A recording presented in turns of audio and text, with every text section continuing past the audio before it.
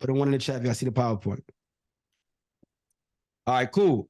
So you could get life insurance. That's a whole other masterclass or whatever. But I use Equitable Advisors. I use Transamerica, Liberty Mutual. I use different policies for different reasons because every life insurance company has a different purpose, right? Or different perks. So there's no one way to do it. That's an entire, and it's based upon you and your circumstances. So that's a kind of a wide question, you know, that has to be specifically broken down to you. But the point I'm trying to make is this. So I still got 100,000 that's sitting in my policy, but the 70,000 I took it out. I borrowed against it to go buy a facility. So I got a facility that's making money, but I'm gonna still go to my real estate lender now. So we have actual hard money lenders, and this is a lender specifically that gives you a line of credit to go buy any asset that you want to go buy. So this lender qualifies you based upon 3 criteria. They qualify you based upon your asset value.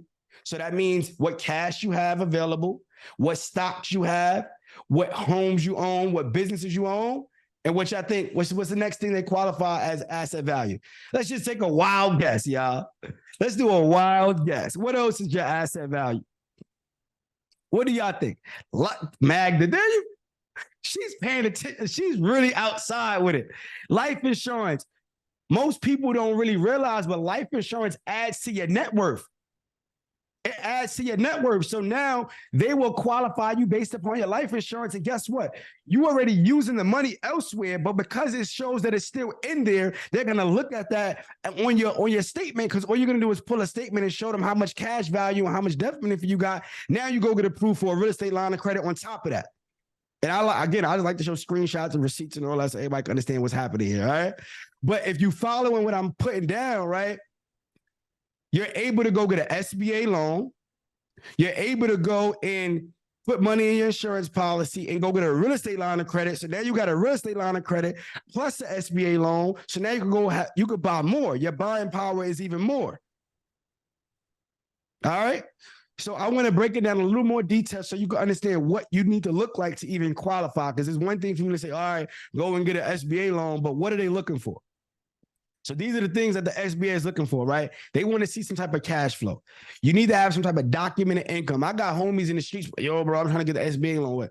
All right, do you got a job? You got a business? Like, where's your income? You know what I mean? Like, we got to show something.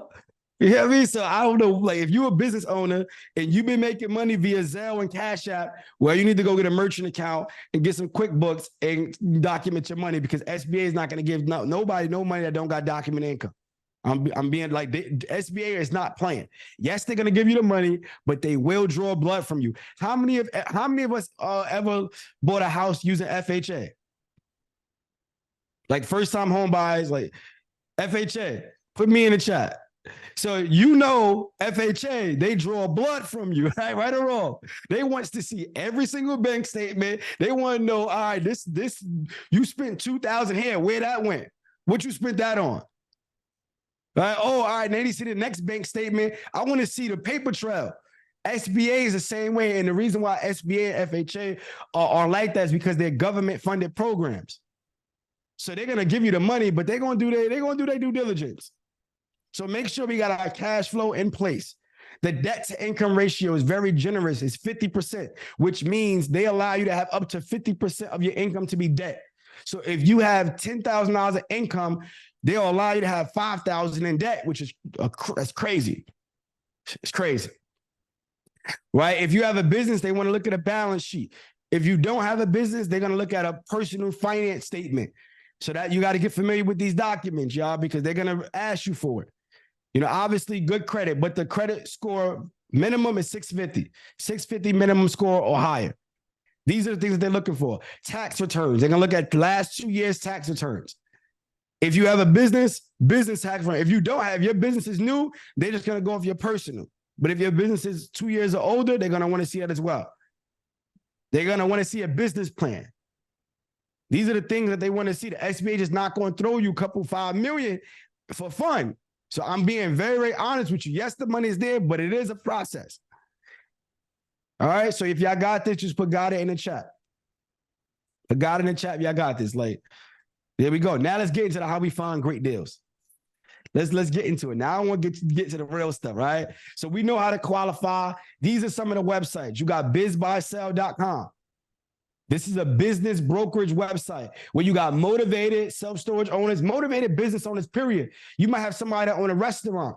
You might have somebody that own a restaurant, somebody that own a cleaning company, somebody that own a trucking company, and they looking to sell.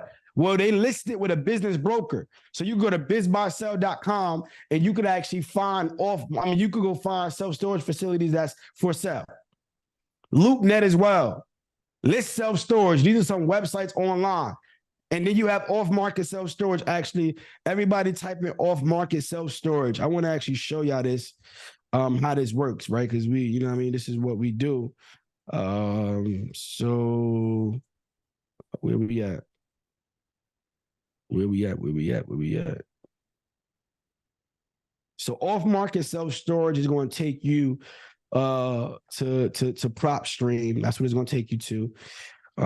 So somebody like drop y'all cities in the chat. Somebody drop y'all cities in the chat. Whatever y'all at. Matter of fact, let me just put Dallas. So you could go to PropStream, which is off-market self-storage, right? This is how we find out. I'm giving y'all a real game. Like, you got the online websites, but if you want to get direct to the seller, you want to get directly to that self-storage owner, you want to deal with them directly. You don't want to go to no website. You don't want to deal with no broker. You want to have direct access. This is one of the ways that we do it. So you're going to go, I'll just put Dallas in there. You're going to go to filter. When you go to filter, you're going to go down to property characteristics.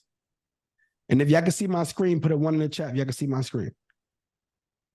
All right, cool. You're gonna go to property characteristics, right? I gotta whisper this because this is like the sauce. Yeah, this is the sauce. So you're gonna go to property types. And when you go to property types, you're gonna go type in the warehouse, and then you're gonna see mini warehouse and storage. You're gonna click mini warehouse and storage. Well, guess what? 52 of these facilities just showed up.